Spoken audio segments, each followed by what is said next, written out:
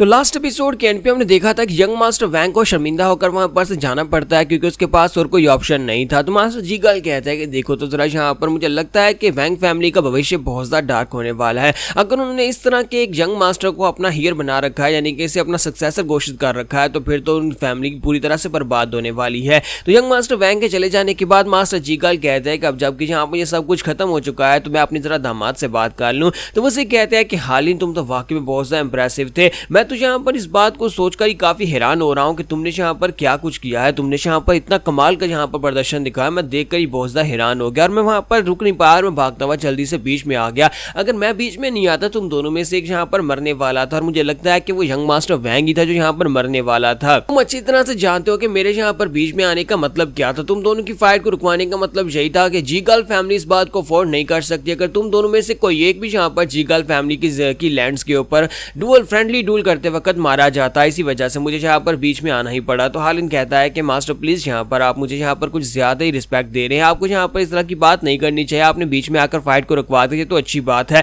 और साथ ही हालिन के मुंह से ब्लीडिंग होना शुरू हो जाती है। तो मास्टर जीगल उसे कहते हैं कि लगता है कि यहाँ पर तुम्हें अपनी इंटरनल इंजरीज की वजह से फाइट के लिए मना कर देना चाहिए था, लेकिन फिर भी तुमने ये फाइट की। अब यहाँ पर तुम जा नहीं पाओगे क्योंकि तुम्हें यहाँ पर 1-2 दिन और रुकना पड़ेगा। तुम कल सुबह यहाँ से चले जाना, पहले यहाँ पर तुम्हारे इंटरनल इंजरीज को हील करते हैं। मुझे लगता है कि शायद तुम्हें यहाँ पर मेरी बेटी के साथ थोड़ा और समय बताने का मौका भी मिलेगा। तो हमारा हालिन कहता है जी ठीक है, आपकी बाप का बहुत बहुत शुक्रिया, आज हम लोग यहीं पर रुकेंगे और कल हम लोग चले जाएंगे। तुम्हारा हालिन जो होता है वहां पर सीढ़ियां उतरते हुए नीचे चला जाता है। तो हालिन के चले जाने के बाद इसी के साथ ही मास्टर सोच रहे होते हैं कि लगता है कि वाकई में यहाँ पर अब दोबारा से हीनान की ड्रैगन माउंटेन पीक के ऊपर से एक नया ड्रैगन राइज कर रहा है और ये बच्चा जहाँ पर कोई आम सा बच्चा नहीं है बल्कि ये वाकई में एक बहुत ही कमाल का ड्रैगन है। इसी के साथ ही मास्टर जीगल अपने हाथों की तरफ देखते हैं। अपने हाथों के साथ उसने एनर्जी को वहां पर कंटेन किया था और साथ ही उसको डिसिपेट किया था, लेकिन अब यहाँ पर उसके हाथों के ऊपर खून लगा होता है, यानी कि वो एनर्जी का अटैक इतना पावरफुल था कि यहाँ पर उनके अपने हाथों को उसने जख्मी कर दिया। तो मास्टर वहां पर जोर जोर से हंसना शुरू कर देते हैं और कहते हैं कि उस लड़के की एनर्जी अगर यहाँ पर मैं उसे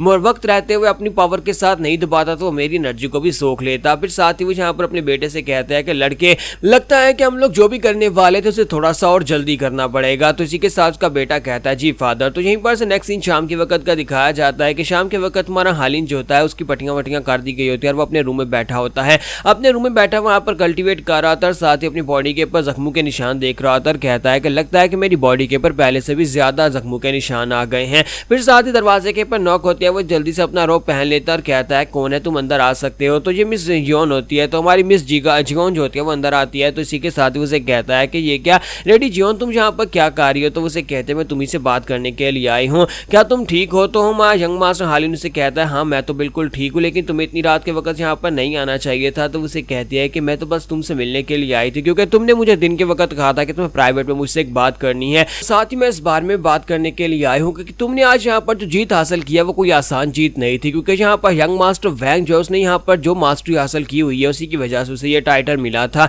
ड्रैगन अजूरे ड्रैगन गेल का। ये टाइटल उसे ऐसे वैसे नहीं मिला बल्कि उसकी टेक्निक बहुत ज्यादा पावरफुल टेक्निक है और तुमने यहाँ पर उसे जिस तरह से हराया है मैं यहाँ पर इस बात को लेकर बहुत ज्यादा हैरान हो रही हूँ। और ऊपर से तुमने यहाँ पर जिस टेक्निक को यूज किया वो टेक्निक भी बहुत ज्यादा खास थी, वो तुम्हारी फैमिली की राइजन ड्रैगन ब्लेड टेक्निक के जैसी बिल्कुल भी नहीं थी और ऊपर से तुम यहाँ पर जख्मी भी थे। ये सारी की सारी बातें अगर मर्ज की जाए तो मैं इस बात को लेकर हैरान हो रही हूँ कि वहां पर हमने जो देखा था क्या वो वाकई में सच था, क्योंकि असल में यहाँ पर तुम्हारी जो राइजिंग ड्रैगन ब्लेड टेक्निक है उसके अंदर से जो ड्रैगन निकलता है वो ब्लू कलर का होना चाहिए था, लेकिन तुमने यहाँ पर जिस टेक्निक को यूज किया वो ड्रैगन गोल्डन कलर का था और गोल्डन कलर का ड्रैगन आज से पहले हमने कभी नहीं देखा। अब क्या तुम बताओगे कि तुमने यहाँ पर ये ड्रैगन वाली टेक्निक कहाँ से निकाली है और ये टेक्निक कहाँ से आई है, क्या तुमने यहाँ पर वुडैंग की मार्शल आर्ट्स को मास्टर किया है। तो हमारा हालिन आगे से बिल्कुल खामोश होता है। तो इसी के साथ ही उसे कहता है कि मुझे लगता है कि मैंने यहाँ पर बस ट्रेनिंग किया है वैसी जैसे नॉर्मल ट्रेनिंग होती है। तो मिस जियोन उसे कहती है कि मुझे तो ऐसा बिल्कुल भी नहीं लगता और मुझे लगता है कि तुमने यहाँ पर अपनी हेल्थ को पूरी तरह से रिकवर भी कर लिया है। तो हमारा हालिन कहता है कि देखो तो यहाँ पर मेरे सामने बैठकर ये पूरी तरह से मेरी बॉडी को चेक कर सकती है कि मैं हील हो चुका हूँ या नहीं। तुम्हारा हालिन जो होता है वहां पर आगे से खामोश होता है और उसके सवालों के सही से जवाब नहीं दे रहा था। इसी के साथ ही मिस जियोन उसे कहते हैं कि अच्छा ठीक है, तुम मुझे बताओ कि तुम मेरे साथ क्या बात डिस्कस करना चाहते थे।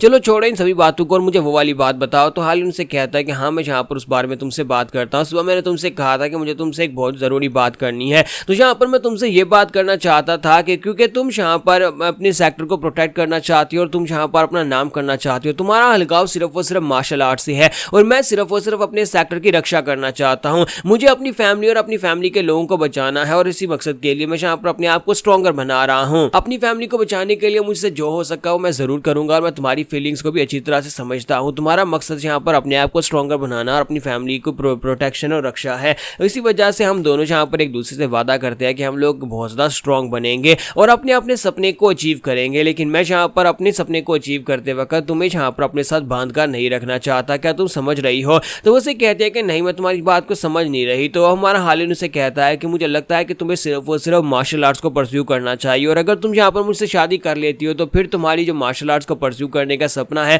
वो डिले हो जाएगा और तुम यहाँ पर दूसरे कामों में मसरूफ हो जाओगी। इसी वजह से मुझे लगता है कि तुम्हें यहाँ पर अपनी मार्शल आर्ट्स के ऊपर फोकस करना चाहिए। तो मिस जॉन जो होती है उसकी बात सुनती है उसे गुस्से के साथ कहती है, क्या यहाँ पर कोई और लड़की है जिसे तुम प्यार करते हो? तो हालिन कहता है, नहीं नहीं, ऐसी बात नहीं है, मैं किसी और लड़की से प्यार नहीं करता और ना ही मैं यहाँ पर कोई रोमांटिक फीलिंग्स रखना चाहता हूँ, क्योंकि मैं यहाँ पर सिर्फ और सिर्फ मार्शल आर्ट्स के ऊपर फोकस करना चाहता हूँ और तुम भी सिर्फ और सिर्फ मार्शल आर्ट्स के ऊपर ही फोकस करना चाहती हो। मेरा मकसद अपनी फैमिली को बचाना और तुम्हारा मकसद यहाँ पर एक हाई आराम को अचीव करना और मुझे लगता है कि तुम आगे जाकर एक हाई आराम को अचीव भी करोगी। जैसा कि मैंने कहा कि मेरे साथ शादी होने के बाद तुम्हें यहाँ पर और बहुत सारे कामों में मसरूफ होना पड़ेगा जिसकी वजह से तुम्हारी मार्शल आर्ट्स की ट्रेनिंग रह जाएगी। इसी वजह से मैं यहाँ पर ऐसा बिल्कुल भी नहीं चाहता कि तुम मेरे साथ यहाँ पर बाइंड हो जाओ। तो हमारी चोन उसे कहती है कि तो फिर ठीक है, मेरी यहाँ पर एक विश है, अगर तुम उसको पूरा कर देते हो तो फिर मैं तुम्हारी बात मान लूंगी। तो वो दोनों वहां पर से बाहर चले आते हैं। मिस जॉन से कहते हैं कि मेरे साथ फाइट करो, मैं देखना चाहती हूँ कि आखिर तुम किस सपने को अचीव करने के बारे में बात कर रहे हो। तो इसी के साथ वो दोनों जो होते हैं फाइट करने के लिए तैयार होते हैं। मिस जॉन उसे कहती है,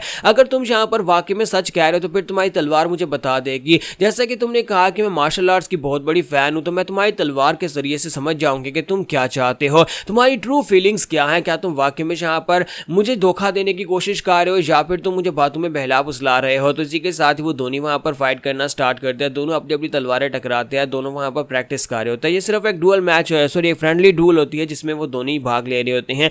दोनों की फाइट वहां पर काफी ज्यादा अच्छी चल रही होती है और दोनों काफी ज्यादा खुश भी होते हैं, एक्साइटेड भी होते हैं एक दूसरे के साथ फाइट करते हुए। और एंड के ऊपर वो दोनों जो होते हैं वहां पर एक दूसरे को गुड बाय बोल देते हैं। तो सुबह के वक्त का सीन दिखाता है कि हमारा हालिन जो होता है वहां पर से चल पड़ता है, उन सभी लोगों को गुड बाय बोलता है। वो सभी लोग वहां पर मौजूद होते हैं उन सभी को बाय बोलने के लिए। और हमारा हालिन जो होता है वहां से जाते वक्त एंड के ऊपर जॉन की तरफ आखिरी बार देखता है। जॉन उसे देखकर मुस्कुरा देती है और हमारा हालिन कहता तो फिर ठीक है, ये फेयरवेल है, आज के बाद हम लोग शायद ही कभी मिल पाएंगे। और इसी के साथ ही वो दोनों वहां पर से निकल जाते हैं, जबकि उन दोनों की तलवारें वहीं पर ग्राउंड के ऊपर पड़ी होती है एक दूसरे के आमने सामने। उन दोनों ने रात को यहाँ पर डुएल की थी और दोनों के बीच में एक अंडरस्टैंडिंग हो गई है कि वो दोनों यहाँ पर अपने आप को एक दूसरे के साथ शादी के रिश्ते में नहीं बांधेंगे। यंग मास्टर हालिन जो होता है अपने साथियों के साथ वहीं पर रास्ते में एक टैवरन के ऊपर रुकता है। जाहिर सी बात है सफर काफी ज्यादा लंबा है तो उन्हें रास्ते में कई जगहों के ऊपर रुकना पड़ेगा। तो वहां पर बैठे बैठे दोनों वुक ब्रदर्स जो होते हैं वो से कहते हैं कि हम लोग तो इस बात से बहुत ज्यादा खुश हैं यंग लॉर्ड, तुमने यहाँ पर कैसे इतनी सारी ट्रेनिंग कर ली और तुमने नई नई टेक्निक्स को भी मास्टर कर लिया। हम लोग तो इस बात से बहुत ज्यादा हैरान हैं। यहाँ पर हम लोग अपनी एपिसोड 24 का एंड करेंगे और नेक्स्ट एपिसोड में देखेंगे कि अब आगे क्या होने वाला है। क्या यंग मास्टर वैंग इनसे बदला लेने के लिए आने वाला है या नहीं।